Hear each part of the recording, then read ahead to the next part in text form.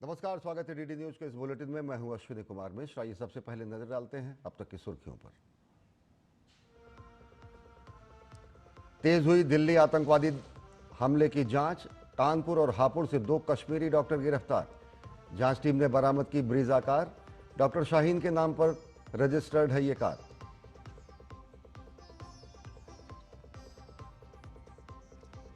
Delhi car blast मामले में अल फलाह university के खिलाफ बड़ी कार्रवाई। मान्यता को लेकर गलत जानकारी देने पर नैक ने भेजा कारण बताओ नोटिस।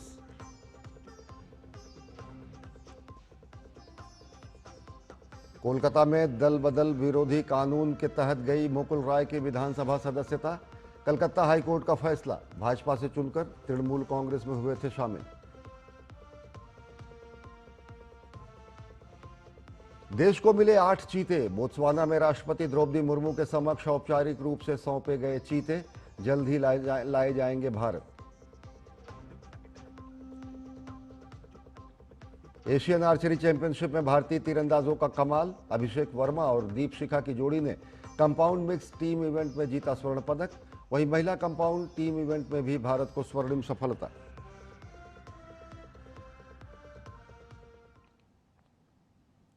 और अब देखते हैं खबरों को विस्तार से।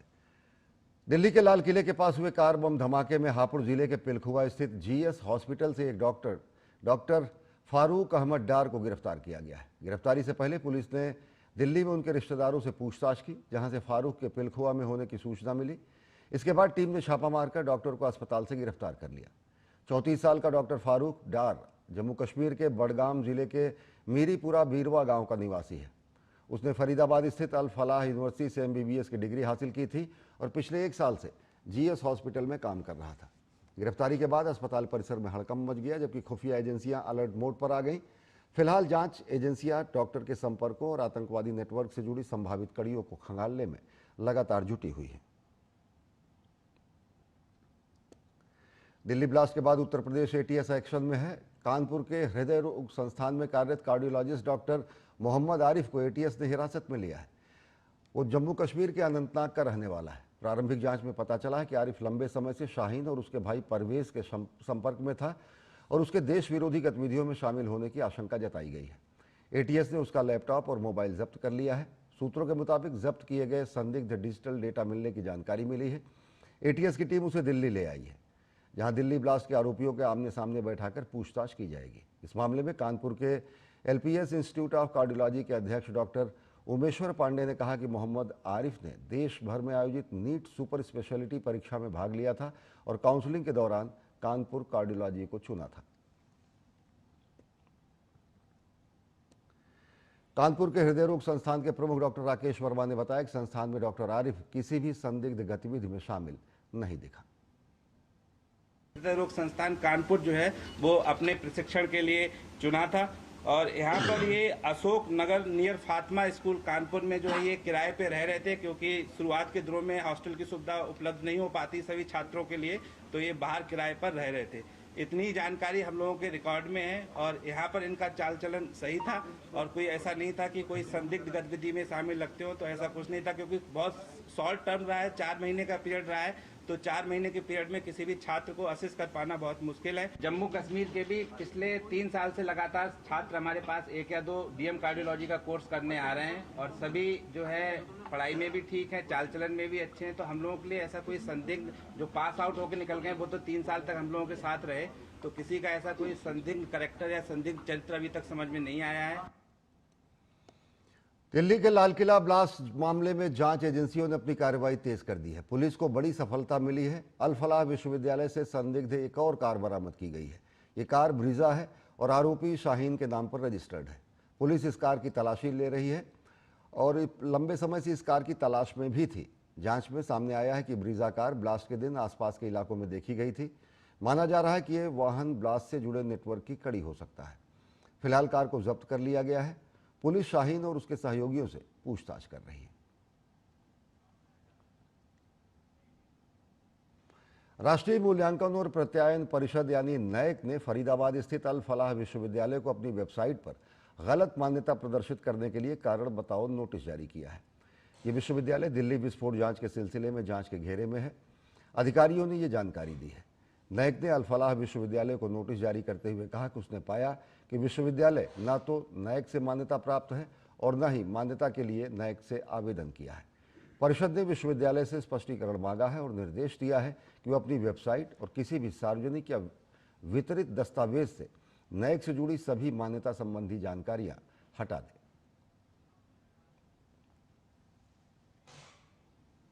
लाल किले के पास हुए कार विस्फोट मामले में राष्ट्रीय जांच एजेंसी ने बुधवार को पश्चिम बंगाल के मुर्शिदाबाद जिले में कई जगह छापेमारी की। विस्फोट के 48 घंटे के अंदर एनआईए की टीम दिल्ली में गिरफ्तार एक संदिग्ध के फोन रिकॉर्ड के आधार पर बंगाल पहुंची। जांच में पता चला है कि संदिग्ध का संपर्क मुर्शिदाबाद के नवाग्राम थाना क्षेत्र के निम गांव में रहने वाले मोइनुल हसन से था, जो काम के सिलसिले में दिल्ली और मुंबई जा चुका है। माना जा रहा है कि मोइनुल अपने प्रवास के दौरान एक आतंकी मॉड्यूल के संपर्क में आया था। खुफिया जानकारी के आधार पर 7 सदस्यीय एनआईए टीम ने स्थानीय पुलिस के साथ उसके घर पर छापा मारा और कई घंटे पूछताछ की और मोबाइल और दस्तावेज जब्त किए। अधिकारियों ने बताया कि तलाशी अभियान सिर्फ निमगांव तक ही सीमित नहीं रही, मुर्शिदाबाद के अन्य इलाकों में भी छापेमारी की गई है। प्रारंभिक सुराग संभावित स्थानीय समर्थन नेटवर्क की ओर इशारा करते हैं। दिल्ली धमाके की जांच में कनेक्शन मध्य प्रदेश के महू से जुड़ गया है।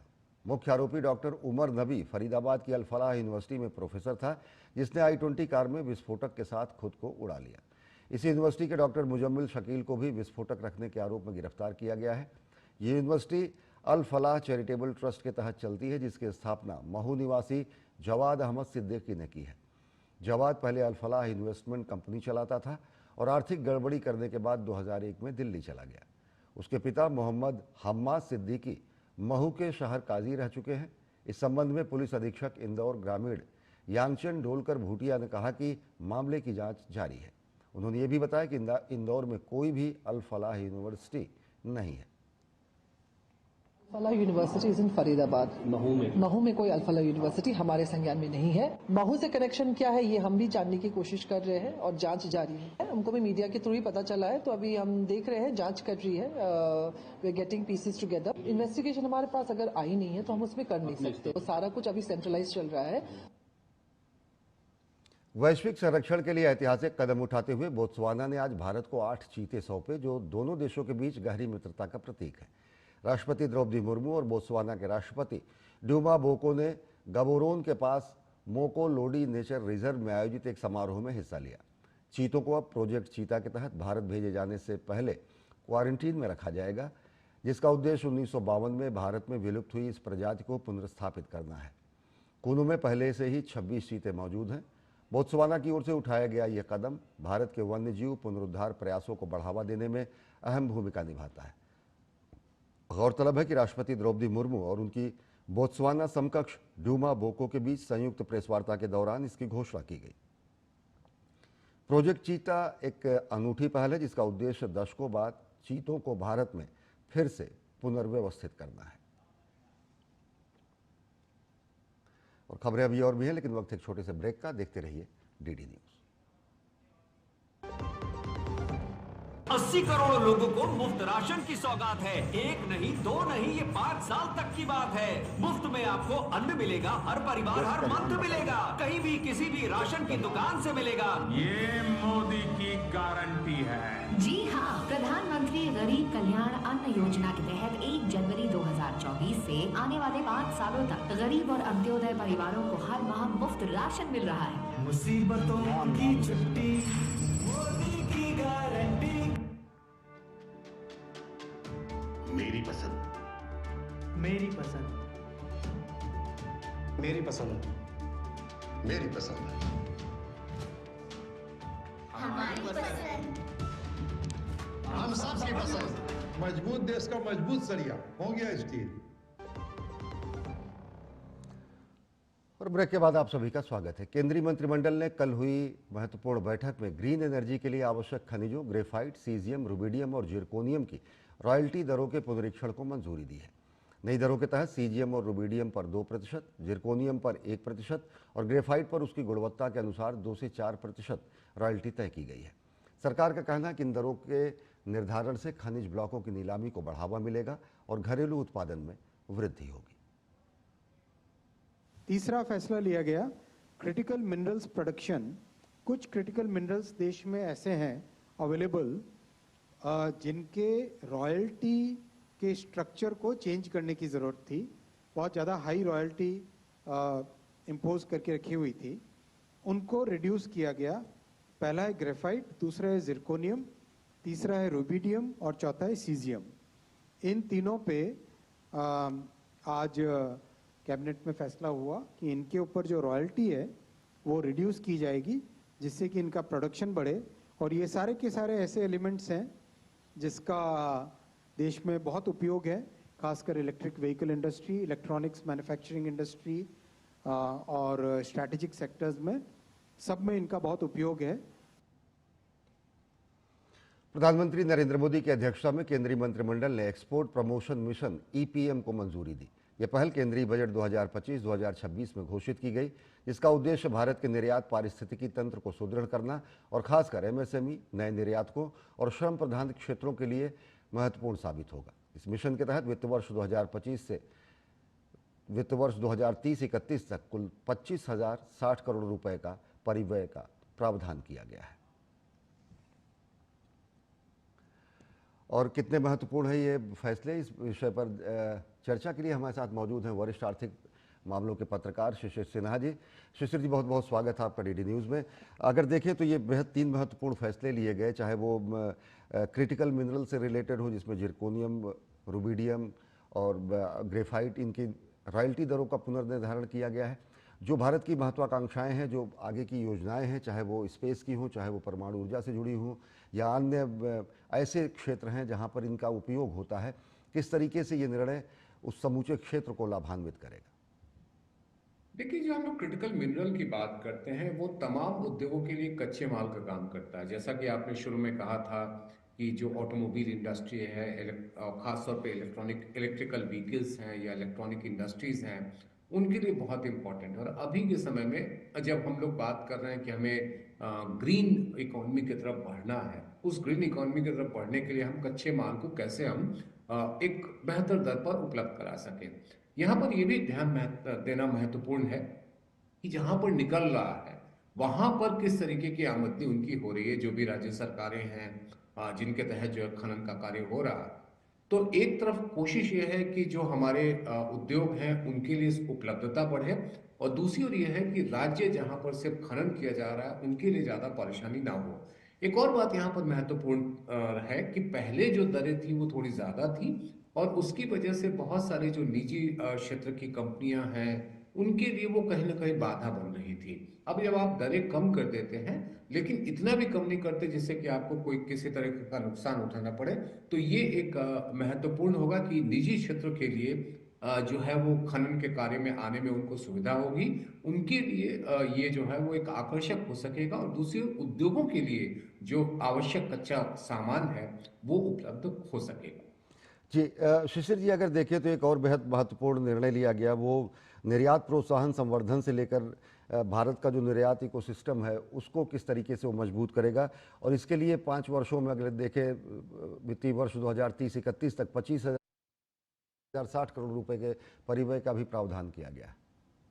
बिल्कुल, देखिए अभी के समय में इस तरह के प्रोत्साहन की सबसे बड़ी महत्ता आप इसी बात से समझ सकते हैं कि अमेरिकी जो टैरिफ का जो फैसला है, जिससे कि हमारे कई उद्योग जो क्षेत्र हैं वो प्रभावित हो रहे हैं। चाहे आप वस्त्र उद्योग की बात करिए, चाहे आप जेम्स एंड ज्वेलरी इंडस्ट्री की बात करिए, इन सब उद्योगों के लिए एक नए तरीके की राहत की जरूरत थी, और ये पैकेज जो है वो काफी समय से इसका इंतजार किया जा रहा था।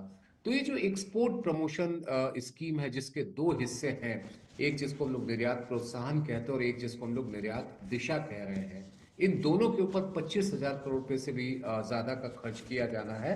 और इस खर्च करने के पीछे एक बहुत ही जो महत्वपूर्ण जो बात है कि भारत की निर्यात प्रतिस्पर्धी क्षमता जो है, भारतीय उद्योगों की जो निर्यात प्रतिस्पर्धी क्षमता जो है वो बेहतर हो सके। और निर्यात प्रतिस्पर्धी क्षमता बेहतर होने के लिए जरूरी है कि आप उनके लिए किस तरीके से वित्तीय संसाधन उपलब्ध कराते हैं, वो भी आकर्षक दरों पर, वो भी रियायती दरों पर।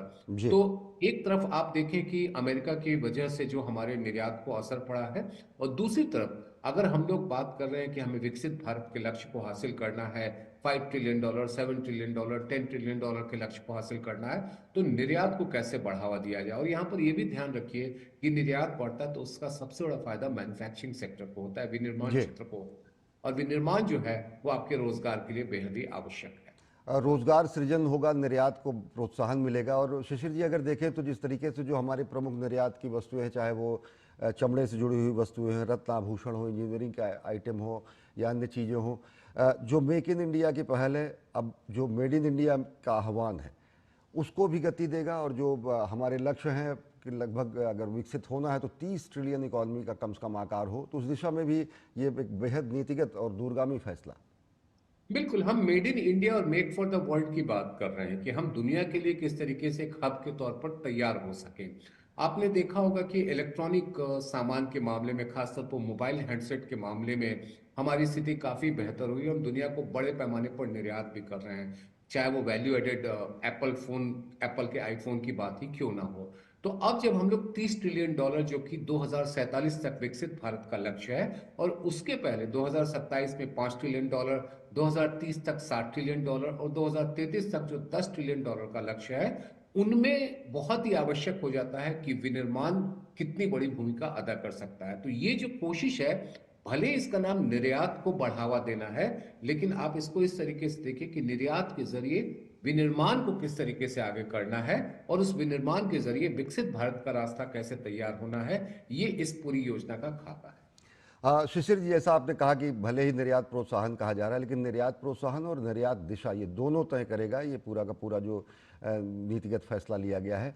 एक पूरा का पूरा इकोसिस्टम किस तरीके से जो प्रतिस्पर्धात्मक भागीदारी बढ़ाएगा या फिर अंतर्राष्ट्रीय गुणवत्तापूर्ण जो अपेक्षाएं होती हैं वैश्विक दुनिया को निर्यात के समय जब वस्तुएं जाती हैं, तो कैसे इनका वित्तीय अनुपालन सुनिश्चित हो सकेगा और कैसे जो हमारा एमएसएमई है वो और ज़्यादा उभर कर सामने आएगा। देखिए, जो हमारे एमएसएमई है, micro small and medium enterprises, जिनको हम सूक्ष्म लघु और मझोले उद्योग कहते हैं, ये निर्यात में अच्छी खासी भागीदारी करते हैं। अगर एक आंकड़े देखें तो लगभग 40% से ज्यादा की जो मैन्युफैक्चरिंग सामान का निर्यात है वो अकेले इस सेक्टर से आता है। तो इस सेक्टर पे ज्यादा मार पड़ी है अगर हम यूएस टैरिफ की बात करें, क्योंकि देखिए यूएस टैरिफ के लगने से एक बाजार जो कि एक बड़ा बाजार है जिसमें आप बड़े पैमाने पर आप निर्यात करते रहे हैं, वहां पर अगर आपका निर्यात महंगा हो जाता है, वहां पर आपका सामान महंगा हो जाता है, तो आपके यहाँ उसके उत्पादन पर असर पड़ता है।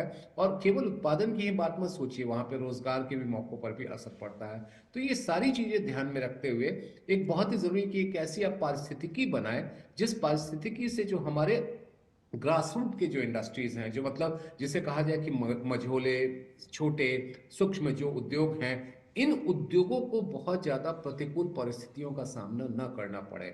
और अगर प्रतिकूल परिस्थितियां बनती हैं तो उनको हम किस तरीके से प्रोत्साहन दे सकते हैं। कैबिनेट के जो दोनों फैसले हैं, उन दोनों फैसलों के केंद्र बिंदु में ये micro small and medium enterprises. Shishir ji, निर्यात प्रोत्साहन संवर्धन के जो उपाय किए गए, आपने कहा कि एक और बेहद महत्वपूर्ण फैसला हुआ है कि credit guarantee scheme for exporters की तकरीबन 20,000 करोड़ रुपए तक के जो कोलेटरल फ्री क्रेडिट सपोर्ट दिए जाने की व्यवस्था की गई और 100% क्रेडिट गारंटी स्कीम NCGTCE के द्वारा की गई है। तो ये कितना बड़ा ऋण के साथ साथ गारंटी और उसके साथ साथ गति उत्पादन को भी, मैन्युफैक्चरिंग को भी।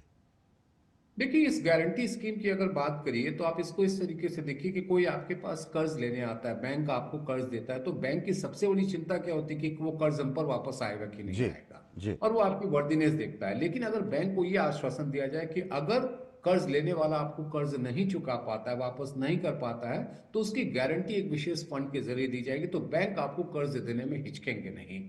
ये व्यवस्था अगर आप याद करिए तो कोविड के समय में micro small and medium enterprises के लिए खास तौर पर शुरू की गई थी। और अभी के समय में जब निर्यात को लेकर के चिंताएं बन रही हैं, तो उस चिंताओं को दूर करने के लिए ये क्रेडिट गारंटी फंड है, जिसमें क्रेडिट कार्ड की भी बात कही जा रही है उसमें प्रायोरिटी सेक्टर की भी बात है कि यानी कि उन उद्योगों को ज्यादा मिलेगा जो ज्यादा प्रभावित हो रहे हैं। और इसमें अगर आप बात करिएगा तो लगभग 50 करोड़, अगर मैं गलत नहीं हूं तो एक उद्योग के लिए 50 करोड़, एक कंपनी के लिए 50 करोड़ के ऋण की सीमा तय की गई है। जी। और उस ऋण की सीमा तय करने से एक आपको एक जिसको कहते हैं ना कि फौरी तौर पे जो जरूरत है उसको पूरा करना आसान हो जाएगा और बैंकों के अंदर ये हिचक नहीं होगी, क्योंकि क्रेडिट गारंटी फंड आपके लिए मददगार साबित हो सकता है। इन दोनों फैसलों को अगर आप देखें जो कि निर्यात से ही जुड़े हुए हैं, तकरीबन 45 मिलियन से अधिक लोग जो है प्रत्यक्ष अप्रत्यक्ष रूप से निर्यात से जुड़े हुए उद्योगों से रोजगार पाते हैं। कैसे और ज़्यादा रोजगार सृजन होगा? अर्थव्यवस्था को गति के साथ साथ रोजगार सृजन की और क्या संभावनाएं आने वाले वर्षों में दिखेंगी जब ये 5 वर्ष तक, अगले 5 वर्षों में क्रियान्वित होंगे? अगर आप पहले वाले स्कीम में देखेंगे जहां पर निर्यात प्रोत्साहन की बात की गई है और निर्यात दिशा की बात की गई है, उसमें एक कोशिश ये भी है कि नए बाजार में किस तरीके से पैठ बनाने में मदद मिले। और देखिए, आज के दिन में रोजगार के नए मौके कब बनते हैं? जब आपकी जो औद्योगिक प्रक्रिया है उसका विस्तार होता है, या जो औद्योगिक प्रक्रिया है वो निरंतर चलते रहे। तो ये निरंतर चलने के लिए और उसके विस्तार करने के लिए इन योजनाओं की घोषणा की गई है। और जब कभी भी एक कंपनी अपना कारोबार बढ़ाती है, कंपनी को ज्यादा ऑर्डर मिलता है, तो जाहिर सी बात है कि वो ज्यादा से ज्यादा लोगों को रोजगार देने की स्थिति में आ जाती है। या कंपनी के लिए भी उस स्थिति होती है कि जब व्यापार चलता रहता है तो वो भी एक समय के बाद अपने लिए जिसे कहा जाए कि ज्यादा से ज्यादा रोजगार देने की स्थिति में आती है। तो दोनों ही परिस्थितियों में अगर आप देखेंगे कि नए बाजार का बनना और जो निरंतरता बनी हुई है उसमें आपकी जरूरत है, तो दोनों ही स्थिति में रोजगार के लिए मौके बनने संभव हो पाएंगे। और यही इन दो योजनाओं की जो बात करें, इन दो योजनाओं के जरिए संभव हो सकेगा।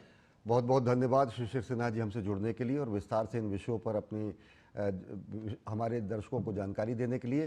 तो बेहद महत्वपूर्ण फैसले लिए गए केंद्रीय कैबिनेट द्वारा, जिसमें कि जो क्रिटिकल मिनरल्स हैं, जिरकोनियम, रुबिडियम, ग्रेफाइट और इनसे संबंधित, उन पर रॉयल्टी दरों को पुनर्संशोधित किया गया। और साथ ही साथ निर्यात प्रोत्साहन मिशन के तहत अनेक ऐसे नीतिगत निर्णय लिए गए हैं जो कि अगले 5 वर्षों में 20,060 करोड़ रुपए से ज़्यादा के उनको प्रोत्साहन देते हुए देश के निर्यात को गति मिलेगी। देश के निर्यात को गति तो मिलेगी ही, साथ ही साथ रोजगार सृजन के अपार संभावनाएं भी सृजित होंगी। इस बुलेटिन में फिलहाल इतना ही। देश और दुनिया की ताज़ा तरीन खबरों के लिए देखते रहिए DD न्यूज़। नमस्कार।